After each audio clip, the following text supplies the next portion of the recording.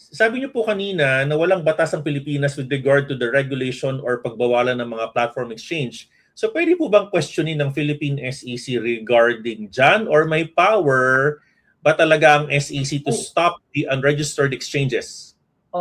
Coach, yun lang. I really want to answer this question. Sa problem, wala din naman tayong ganong oras, no? So, yung mga tanong komplikado talaga eh. Kung may oras tayo, part 3 natin. Pero quick na clarification lang.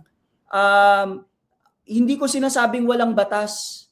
Merong batas, Securities Regulation Code.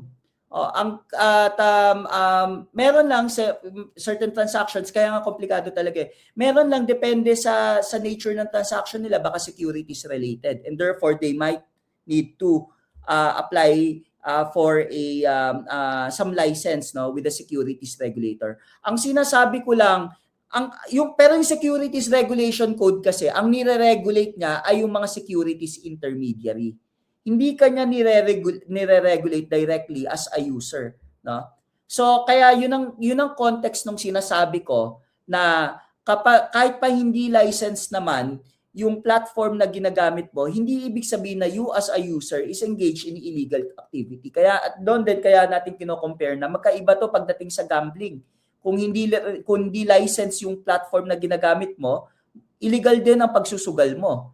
Pero from your point of view naman, pagdating sa securities trading, hindi dahil sa unregistered yung platform na ginagamit mo, ibig sabihin, illegal din yung transaction mo. Not so.